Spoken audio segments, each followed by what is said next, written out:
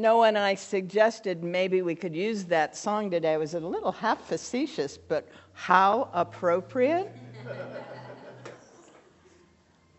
There are people in this room who first heard that when you were a teenager.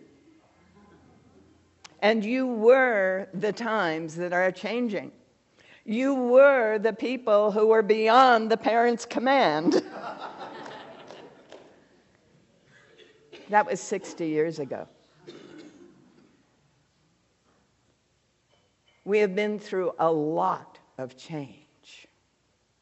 Individually, collectively, culturally, globally, a lot of change.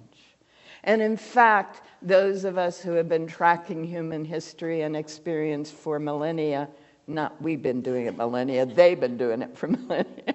For the millennia of human experience, how's that? Wow. It's never changed so fast, so many, so fully, any time in human experience. We're waking up.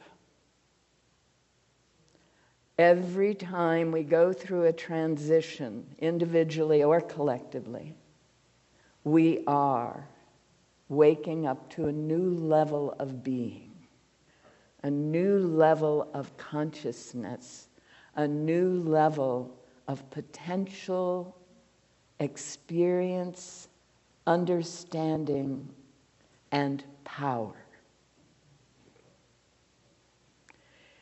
This is not the first time in human experience that the planet has been undergoing major climatic changes. Some of you who have studied a little bit of history may be aware of the mini ice age that happened in the 1800s, and there was one in the 1300s, and all of these things have happened, and people have gotten through them, normally in small, self-sufficient communities, which is one of my themes. But the other piece of it is they were in separate, more or less isolated regions. This is the first time all of us are experiencing it together. And some of that is about the technology that allows us to experience it together. And some of that is, this is maybe the first time the whole globe is experiencing major change.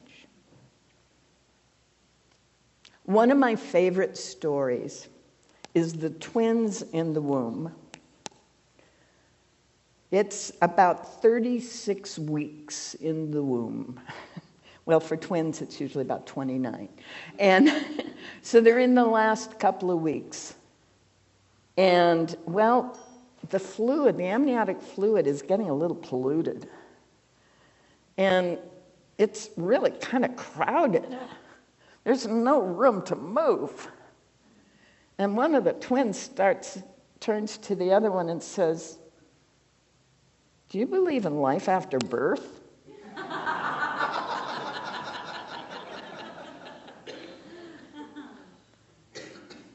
This is a normal transition in human life.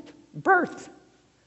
From the experience of being in this warm, wonderful container in which, when parents are being conscious, we're being sung to and stories are being told and all this good stuff is going on, at least we're safe and warm and contained, right? And then all of a sudden, there's those bright lights. It's awful out here. I'm going to go back in. Is it okay if I put my glass over here? It feels like an altar.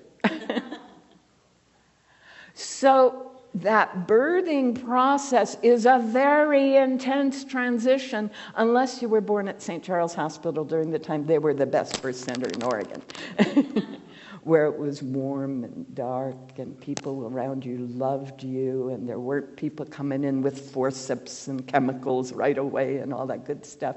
And if you got a water birth, oh my goodness.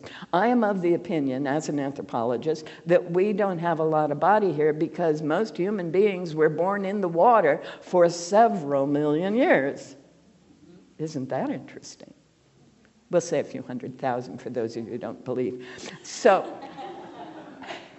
as we go along, we go through transitions. One of my favorite memories is When my first daughter was about 4 months old, maybe 4.5 months old, we had just begun a program in cybernetics. We were students in this cybernetics program. And I had literally called the director of the program one day, and he had said, classes start next Monday. If you can get all our materials in by then, you can start classes. I was in Long Beach. The program was in San Jose. So we didn't have a babysitter. So my kid came to class with me, and they were very kind about that, 4-month-old baby in her little rocking thingy. And we were in this class. Well, cybernetics is about information feedback. This is happening now. What information are we going to get about that will help us shift and change our processes? So I'm listening to this lecture on cybernetics, and I'm watching my daughter go,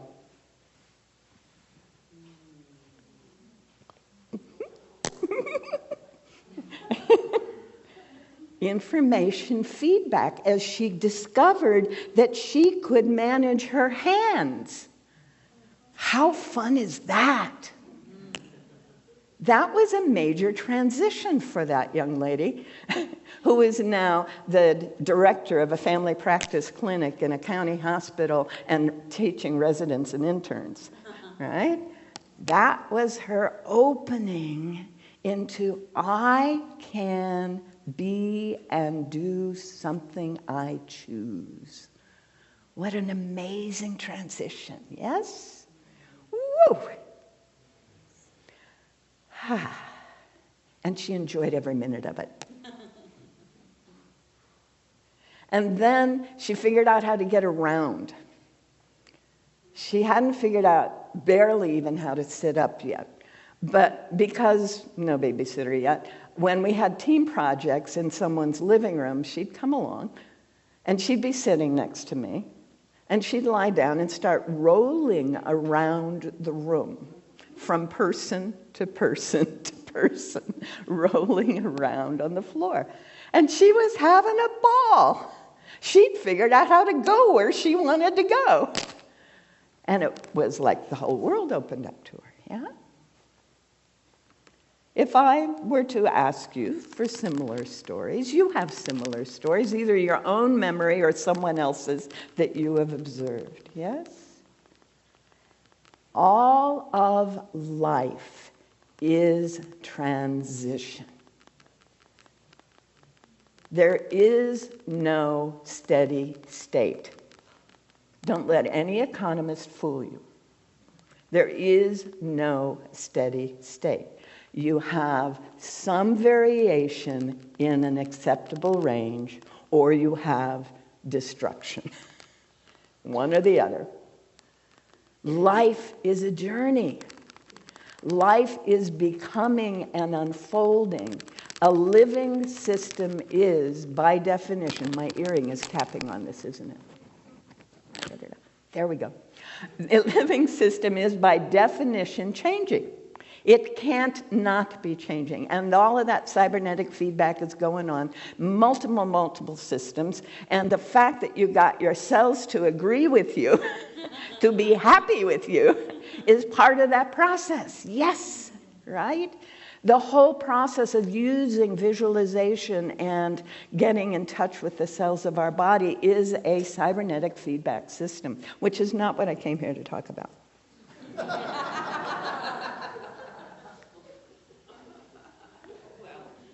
But if we look at what's going on in the world, we're all being given a lot of feedback, aren't we?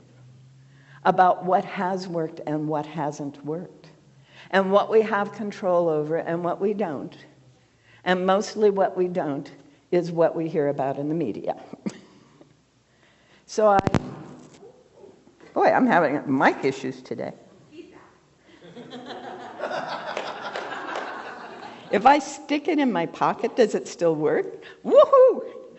It has unclipped itself 12 times since I put it on. All right, so here we are in this world where we're being given all this information about stuff we got nothing we can do about.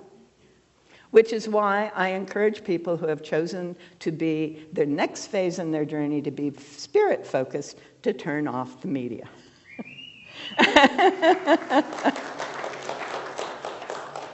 It's got its own stuff going. That's fine. They can do what they need to do. But we don't need to be part of that. Right? If you are looking to be who you truly are, individually and collectively, you don't need to be distracted by what someone thinks is an important story to tell you. Because stories get in the way of our being present here and now. What you call being in the body. Being here now. In the group that was here last night, someone very clearly said, the good is here now. That's Eckhart Tolle, right? When we are here and now, everything is fine. We always have everything we need for this moment, whatever this moment is, yeah? Well, I used to occasionally, for short periods of time, live and work in the San Francisco Bay Area. And I worked in one town and lived in another town, and other things I needed to do were in another town. And you all probably have some experience with the traffic and the transportation systems in the Bay Area. And it could get really frustrating. In fact, when I was in high school, I heard stories of people who had a regular pinochle game that they played while they were stopped on Highway 101 trying to get into San Francisco. Which is an interesting way to enjoy the journey. I can be frustrated and upset because I'm not where I think I should be or when I think I should be, or I can go, wow. This is interesting. Hi, I just saw you yesterday. I saw you yesterday. I saw you yesterday, day after day after day, and hand them a card, right? Or something like that. I took a time management class on one of those stints in the Bay Area, and that was happening in San Jose, and the person that was teaching it was having to get on a plane in San Francisco airport. We got out of class at 4 p.m., Oh, come on, folks. 4 p.m. in San Jose to get to the San Francisco airport. You got to be kidding me. So this happened 3 different times. And the third class, she came in and she said, oh my goodness.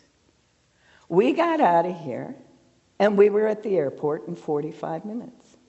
I don't know how that happened, except that we were enjoying each other's company so much that all of a sudden we were there. Joy in the journey lets us not be caught up in the yuck of the expectation not being fulfilled.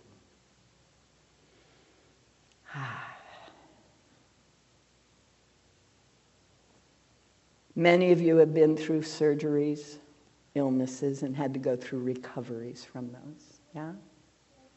And there's 2 ways to do it, and that is to fight every step of the way. I should be fine, right? Or, wow, look at the way all these people are supporting me while I get to a new level of functioning beyond anything I've ever had before. I had a friend who went through triple bypass surgery when she turned 70. And we're all going, wow, is she much longer for the planet? She had been struggling with diabetes most of her adult life. She was in a difficult time in a long-term marriage. They had just moved. She had just retired. You know how it is. You work, and then you stop and the whole body goes, yay! Now we can fall apart. That's kind of what happened for her. Well, fortunately or unfortunately, depending on point of view. Anyway, she studied with me for a couple of years before this surgery and had begun to realize that if she looked for and claimed the good in the situation, not covering up the issue, recognizing there's an issue that she's wrestling with, but seeing also there are good things happening here, she decided to be actively engaged in the post-operation recovery process, which included quite a bit of physical therapy. And she was not a physical active person. So she was going to be hiking and doing all kinds of things on the machine and have these things attached to her and all of that. That woman looked forward to every session, 3 times a week, an hour a day, of doing things she would never, ever have thought of doing. That was 10 years ago. She's doing just fine. Yes, she is amazing. She leads Dances of Universal Peace. She runs a couple of nonprofits. She's doing great. And she gardens. Yeah. When we begin to realize that we don't have to fight what is, but that what is unfolding for something wonderful in us, through us, and around us, we can relax into it, be present in the moment, in the body going through this right now, and fully aware that the body is not who I am. The body is the vehicle I am experiencing this world in, and creating this world in. Which gets us to the man whose birthday we celebrate tomorrow, Martin Luther King Jr., who was originally named Michael. But his dad was sent to a conference in Germany and discovered who Martin Luther was and what Martin Luther had accomplished. His dad was a Baptist minister, so he was very, very happy to discover that Protestantism happened because one person did what he did. And he fell in love with the concept of Martin Luther and changed his own name and changed his son's name. So here's Michael, suddenly Martin Luther. And this is going on, and he goes through life. His father's the minister. It's a very prosperous young church in the heart of Atlanta, Georgia, which if you ever get an overlay in Atlanta, extend it, get on the train, go in, go to the center, go to the museum, go to the church, please. Because these places have been created to help us see the life journey, the transitions of the very young man, died when he was not yet 40, who did so much for the United States. He wore a mustache starting at 19, so he'd look a little older. He was an he had an oratorial instructor in high school, and he won competitions in high school. So when he was the brand new, first time out of graduate school minister at the Baptist Church in Montgomery, Alabama, this orator, this incredible speaker, was called upon to speak for the people who were supporting Rosa Parks. And because he spoke for them, as all too often happens, the person who is up in front speaking gets put in charge. That's not happening here, by the way. I'm happy to facilitate. One of my dreams, I have a dream, that my children's children will never hear who's in charge here. Who's in control? No human culture ever did that until 6,000 years ago. And that is ending now. We are in that transition from having the belief that someone has to be in charge and in control, that there is something out there managing and directing our lives, that we have to do this piece over here because someone told us to. That's over. We are in the last crumbling process of that. And showing up is what we do from the heart, from the spirit in us. And participating we do because it is a heart call. And sometimes we have to get whacked on the side of the head, and some of you remember that book. And we have to be awakened from the hypnotic trance the media keeps us in to go, oh, that's what I'm being called to be and do now. Oh, I can find happiness. I can find joy. I can be here now fully without fear of what I think could happen out there, and without regret or unhappiness about the story that other people have told me about what I did then. Because it is other people's voices in our heads when we have any regrets or upsets. It's never our true self speaking. Well, Martin had just married and he had a couple kids, and he was not wanting to do this thing. But he realized he was being called to do this thing. And he set up a number of systems to help protect his family during this time, and it almost failed very quickly, but he was able to get through that. And he had to go through a lot of transitions during that 15, 20-year period that he actually was functioning in the capacity of the speaker for and nominal leader of the transition that we call the civil rights movement. And even as he went through it, he went through a bunch of transitions. This was a journey for his development as much as for ours. And we can use his journey of development as a model. We can use Joseph Campbell's hero's journey. We can all become Luke Skywalker. Not me. But his daughter's really cool.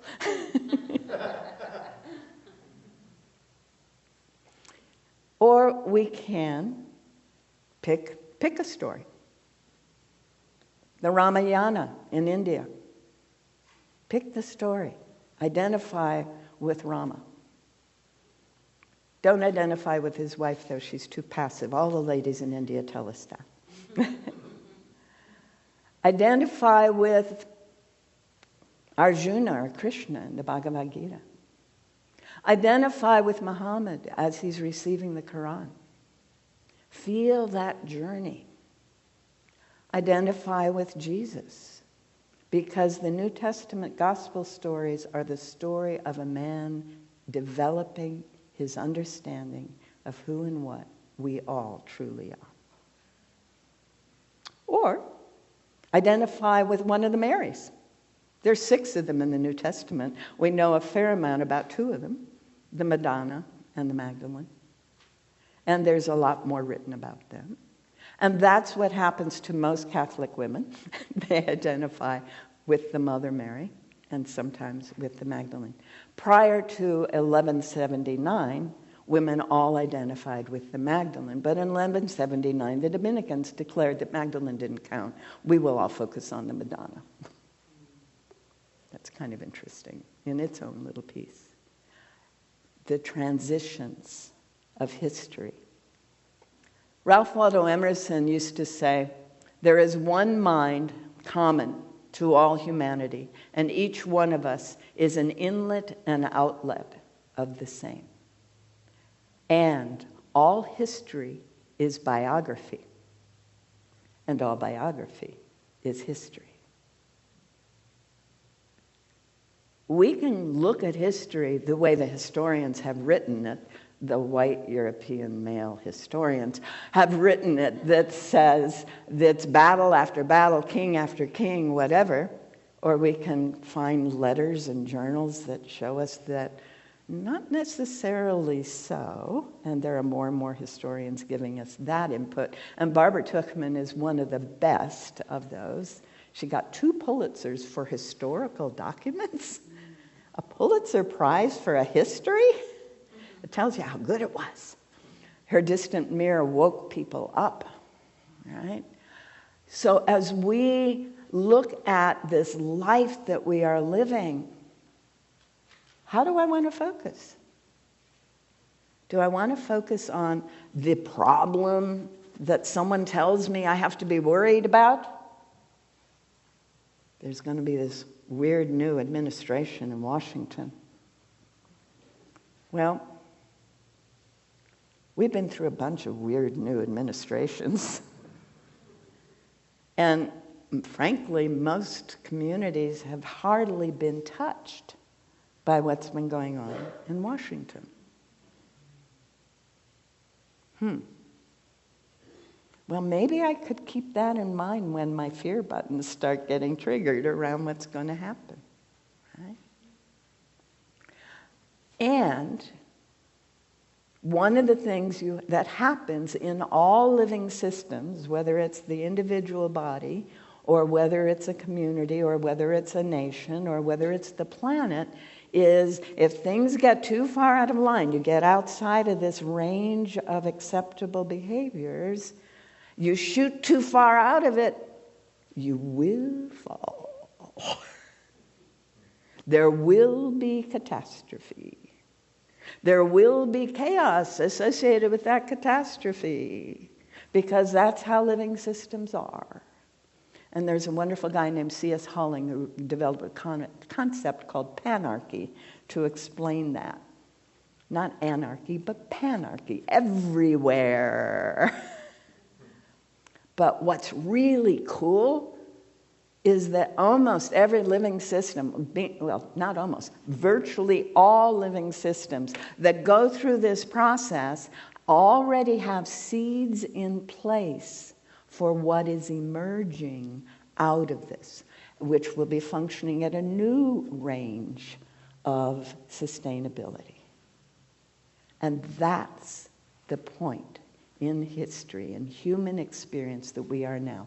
This is one of the many seeds of this new thing that is emerging as the old system that has far exceeded the carrying capacity of the earth, of human experience, falls apart. And yes, there will be chaos in the catastrophe of its falling. And there may be many catastrophes. And individuals will have as much catastrophe as they are afraid of. Shall I say that again? Individuals will have as much catastrophe as they are afraid of, because that's how the world works. If my emotions are directed here, I will have more of that. I recommend we get off the media. Just a thought. So as we go forward through this process of this system that has far exceeded what is possible, falling apart. It's only been around 6,000 years. Humanity's been around a lot longer. It's only one culture that has empired over the whole planet. And there still are, thank heavens, the original peoples that were holding the land, stewarding the land, who still have kernels of what was. And that many people, including the ones in this room, are learning from, both in the indigenous ways and in what we call the new thought ways, which are the ancient thought brought to the moment. And those seeds are beginning to sprout while the catastrophe goes on around them. And the chaos is beginning already to settle out. Community by community by community, all over the planet and across the country. And it will be different in each community. So we welcome the variety and the diversity of the ways people will be working at the community level and in a mutually supportive system that is a living system. And we encourage it wherever we are. The joy in the journey is twofold. One, knowing that I am fully supplied and supported here and now. Actually, it's threefold. The second piece is actually being curious about what I am seeing and experiencing while I am in this journey. And then the third, the real ultimate joy is the realization that regardless of what it looks like, sounds like, tastes like around me, we know there is one power presence, life and love.